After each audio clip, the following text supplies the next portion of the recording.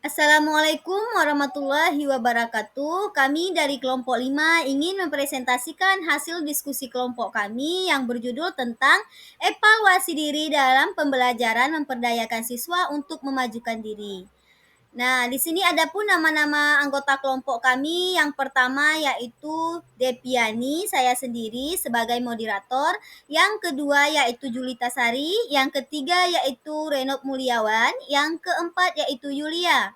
Nah, di sini kami akan menjelaskan tentang evaluasi diri dalam pembelajaran memperdayakan siswa untuk memajukan diri sendiri. Nah, apa itu evaluasi diri? Evaluasi diri adalah komponen kunci dalam pendekatan pembelajaran berbasis pemahaman atau UBD. Nah, dalam bagian ini kita akan mengeksplorasikan bagaimana guru dapat membimbing siswa untuk terlibat secara aktif dalam penilaian diri. Nah, evaluasi diri ini dan penyesuaian tujuan belajar dengan melibatkan siswa dalam pesan ini kita dapat membantu mereka menjadi pelajar yang mandiri dan termotivasi untuk terus berkembang.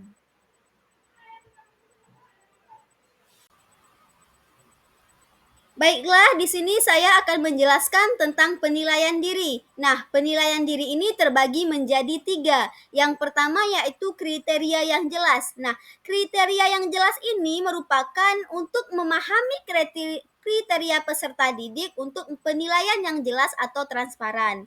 Nah, ini akan membantu mereka untuk memahami dengan baik apa yang diharapkan dari mereka dan mengevaluasi kemajuan mereka secara objektif. Dan yang penilaian yang kedua yaitu refleksi berkala. Refleksi berkala ini merupakan dorongan siswa untuk melakukan refleksi berkala tentang kekuatan, kelemahan, dan area perbaikan mereka. Dan ini akan membantu mereka untuk memantau perkembangan dan membuat penyesuaian kinerja. Yang bimbingan penilaian diri yang ketiga yaitu umpan balik konstruktif. Umpan balik konstruktif ini merupakan membantu siswa untuk memahami kelebihan dan kekurangan mereka dan fokus pada area perbaikan dan cara-cara dapat sehingga dapat meningkatkan kinerja peserta didik.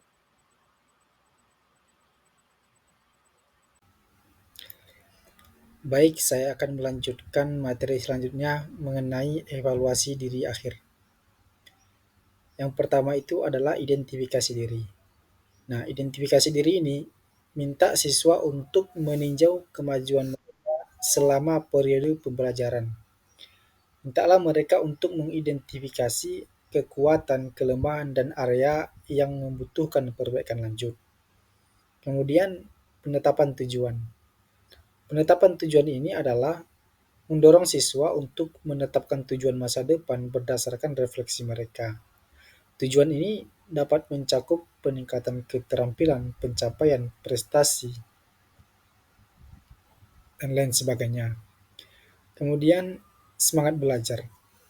Semangat belajar ini itu membantu siswa untuk mempertahankan semangat belajar mereka, membantu mereka melihat kemajuan yang telah mereka capai dan bagaimana mereka dapat terus berkembang di masa mendatang. Selanjutnya, umpan balik untuk perbaikan. Yang pertama itu adalah identifikasi pembelajaran. Diskusikan dengan siswa apa yang telah mereka pelajari selama periode pembelajaran. Kemudian bantu mereka untuk mengenali pencapaian dan pemahaman baru yang telah mereka kembangkan. Kemudian yang kedua itu temukan area untuk perbaikan.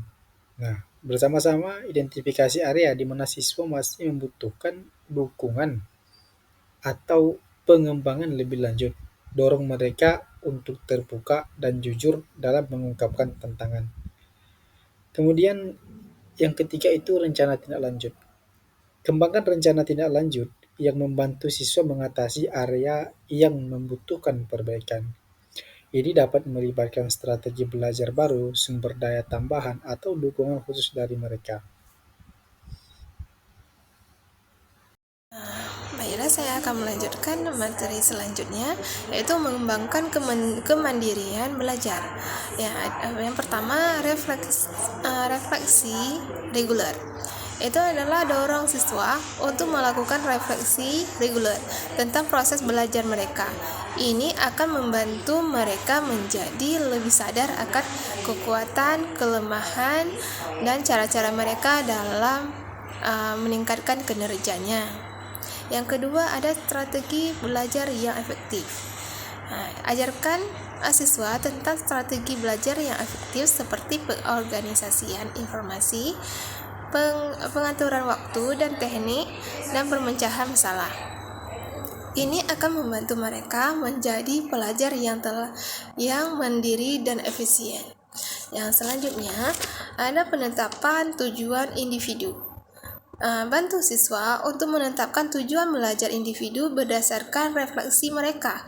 Tujuan ini harus selaras dengan tujuan pembelajaran keseluruhan, tetapi juga mencakup area pengembangan pribadi mereka. Selanjutnya ada umpan balik dan penyesuaian. Sediakan umpan balik yang teratur dan kesempatan bagi siswa untuk menyesuaikan strategi belajar mereka. Ini akan membantu mereka terus memperbaiki proses belajar mereka dan mencapai tujuan yang ditetapkan. Selanjutnya ada menilai kemajuan dan memberi umpan balik. Di sini ada kriteria penilaian. Pemula dan pemahaman konsepnya, memahami konsep dasar dengan bantuan aplikasi keterampilan, mampu menerapkan keterampilan dasar dengan bimbingan. Kreativitas membutuhkan inspirasi dan arahan untuk mengekspresikan kreativitas. Selanjutnya ada menengah. Kriteria penilaian menengah. Memahami konsep secara mandiri, aplikasi keterampilan, mampu menerapkan keterampilan dengan sedikit bantuan. Dan kreativitas menunjukkan kreativitas dengan ide-ide yang berkembang.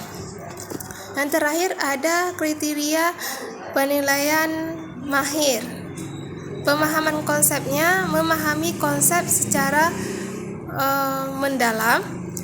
Aplikasi keterampilannya mampu menerapkan keterampilan dengan mahir, dan kreativitasnya menunjukkan kreativitas yang inovatif dan orisinal.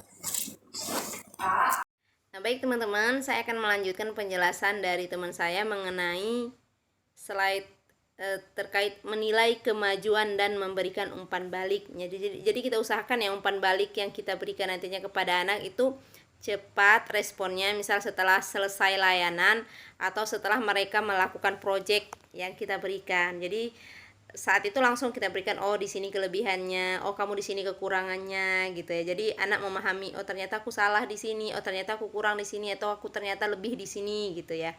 Itu umpan balik.